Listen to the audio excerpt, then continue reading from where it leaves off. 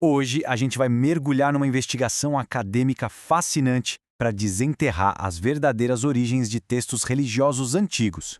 O foco aqui não é dogma ou teologia contemporânea, tá? É puramente nas pistas históricas, linguísticas e arqueológicas deixadas lá nas areias do Antigo Oriente Médio. Como verdadeiros arqueólogos do texto, nós vamos analisar dados primários para entender como essas civilizações antigas compreendiam o divino através de séculos de profundas mudanças culturais.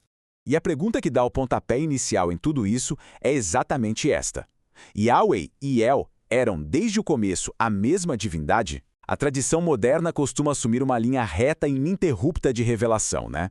Mas a pesquisa acadêmica convida a gente a olhar um pouquinho mais de perto. E o cenário que se revela é muito mais dinâmico. A grande questão é tentar descobrir se a figura divina que conhecemos hoje sempre foi uma entidade única ou se ela é o resultado complexo de um longo processo de evolução, assimilação e fusão. Analisando a pesquisa aprofundada do estudioso John Day, no livro Yahvé e os Deuses e Deusas de Canaã, a gente passa a atuar como detetive vasculhando séculos de evidências teológicas fragmentadas. E o antigo Canaã é a chave mestra para abrir essa fechadura histórica. Muito antes das narrativas tomarem a forma final que a gente conhece hoje, já existia um verdadeiro caldeirão fervilhante de culturas interconectadas por lá. É através de inscrições antigas, estelas de pedra e milhares de textos em tabuletas de argila que a gente consegue enxergar um mundo onde deuses compartilhavam fronteiras, atributos e, por fim, as próprias identidades. Avançando para as pistas nos textos e uma contradição fundamental. Acontece que os próprios textos bíblicos, quando lidos com uma lente um pouco mais analítica, entregam pistas super contraditórias logo de cara. A erudição mostra que esses documentos foram compilados a partir de diferentes tradições de escribas, de comunidades e épocas distintas.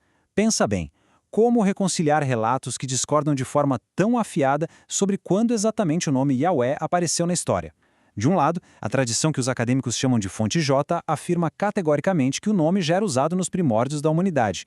Do outro lado, as fontes E e P trazem uma memória coletiva totalmente diferente, dizendo que os antigos patriarcas conheciam a divindade só como El, e que o nome Yahweh teria sido uma revelação inédita dada a Moisés muitas gerações depois. Essa desconexão gritante é a nossa primeira grande pista de que estamos lidando com memórias de passados completamente diferentes. O que nos leva a divindades distintas e origens diferentes. Vamos examinar os suspeitos? Para tentar resolver essa contradição textual, a gente precisa olhar muito além das fronteiras geográficas de Israel e examinar o panteão das culturas vizinhas. E aí o texto acadêmico revela algo surpreendente. Yahweh sequer aparece nas antigas listas do panteão de Ugarit. Em Ugarit, que foi uma cidade-estado essencial para decodificar a mitologia cananeia, a suprema divindade é, sem sombra de dúvida, El. A total ausência de Yahweh nesses vastos registros do norte sugere fortemente que ele tinha uma origem forasteira. Todos os indícios apontam lá para o sul, nas regiões áridas de Midian ou no noroeste da Arábia, onde inscrições egípcias antigas e a própria poesia hebraica arcaica ligam a figura de Yahweh a fenômenos de tempestade e a vastidão do deserto. Quando a gente coloca os perfis dessas antigas divindades lado a lado, fica claríssimo que elas eram, no início, entidades completamente separadas. O contraste é bem profundo, sabe? Elá é retratado de forma super consistente como um patriarca sereno, benevolente e imensamente sábio, que governava com uma autoridade pacífica. Já Yahvé, vindo do sul, entra em cena como uma figura muito mais dinâmica e imprevisível, incrivelmente ligada a tempestades avassaladoras e exibindo uma natureza guerreira bem feroz. E completando o quadro, a gente ainda tem Baal, um poderoso deus das tempestades na religião cananeia que era bem popular, mas que tinha uma falha fundamental na sua mitologia. Agora, entrando na grande amálgama, por que El e não Baal? Bom, nessa fase fascinante em que os antigos habitantes da região começaram a fundir ativamente essas divindades para criar uma identidade nacional unificada, é perfeitamente lógico perguntar por que Baal foi deixado de escanteio. E aí tem um toque maravilhoso de ironia teológica. Baal estava atrelado ao ciclo agrícola das estações. Então o mito exigia que ele literalmente morresse e passasse 6 meses no submundo todo ano durante a estação seca. Cá entre nós, um deus que basicamente tira férias forçadas no mundo dos mortos por metade do ano é um candidato incrivelmente precário para ser a divindade inabalável de um povo, não acha? Como alguém poderia depositar a segurança militar de uma nação inteira num protetor que fica indisponível metade do tempo? Então, por um verdadeiro processo de seleção natural teológica, El, sendo criador benevolente, universal e sempre presente, foi considerado o único encaixe perfeito para ser equiparado ao sempre vigilante Yahweh. O livro de Salmos deixa essa necessidade bem explícita nesta passagem super famosa. O Deus que guarda Israel não cochila, não dorme, não cede ao ciclo das estações e está perpetuamente atento. Essa fusão deliberada entre o zelo guerreiro e dinâmico de Yahweh e a autoridade suprema e inabalável do Criador El fez todo o sentido lógico, cultural e político para as mentes daquela época. Vamos investigar agora as impressões digitais de El e a sua linhagem duradoura na teologia moderna. Afinal, que pistas sobraram nos textos hoje para provar definitivamente que essa fusão profunda realmente aconteceu? Bom, quando duas civilizações mesclam suas ideias do divino, o processo não evapora simplesmente. Ele deixa rastros linguísticos indeléveis.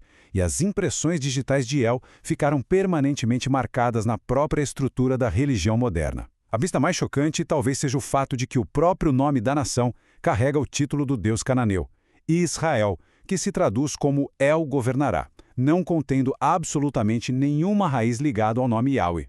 Além disso, as características singulares de El, como sua famosa sabedoria pacífica e a imagem poderosa de um patriarca super idoso, foram transferidas diretamente para a figura de Yahweh na literatura hebraica. E falando dessa imagem visual de idade e autoridade, os antigos textos ugaríticos descrevem explicitamente a divindade El com um epíteto muito poético e específico: o pai dos anos. É um termo repetido o tempo todo em documentos antigos e inequivocavelmente associado a cabelos grisalhos e longas barbas. É fundamental entender que no mundo antigo, esses atributos físicos eram cruciais para categorizar os deuses e separar as esferas de poder de cada um. Então, essa representação física de uma sabedoria ancestral imutável, que isolava El dos deuses mais jovens e tempestuosos, foi a peça central que transitou perfeitamente para dentro da nova identidade fundida. Toda essa fusão antiga desagou diretamente em construções poéticas belíssimas que funcionam como verdadeiras cápsulas do tempo, como essa passagem impressionante no livro de Jó, que cimenta de forma inquestionável a antiguidade inescrutável da divindade. E o grande detalhe aqui que sela de vez a ligação entre esses dois mundos é que o texto original em hebraico dessa passagem invoca especificamente a própria palavra El para se referir a Deus. Isso conecta a grandiosidade, a sabedoria e a idade sem fim diretamente às raízes daquela mesma divindade cananeia do norte. Mas as reverberações culturais não pararam por aí não. A pesquisa mostra que essa exata linhagem teológica se estende muito além, infiltrando-se nas intensas visões apocalípticas do livro de Daniel. A famosa descrição do divino como o ancião de dias, com a veste branca como a neve e o cabelo como a pura lã, fornece a própria base para a imagem que domina o nosso mundo contemporâneo. Aquele arquétipo atemporal do senhor soberano de cabelos e barbas brancas que a gente vê ecoando na arte da Renascença e no imaginário popular de hoje em dia. É nada menos do que o eco visual direto de um antigo deus cananeu encontrado em velhas tabuletas de argila. Loucura, né? No fim das contas, desenterrar esse longo caso arquivado pela história e rastrear meticulosamente essa linhagem que vai das terras de Midian aos portões de Ugarit deixa uma pulga gigante atrás da orelha. É revelador perceber que fundamentos que a gente considera estritamente rígidos ou imutáveis são, na verdade, o resultado brilhante de séculos de interação, adaptação e fusão de crenças num Oriente Médio antigo supercosmopolita. O que faz a gente pensar que outros conceitos modernos, tidos como verdades isoladas e originais, são na verdade amálgamas antigas que o tempo simplesmente esqueceu. A busca pelo conhecimento de fato nunca termina.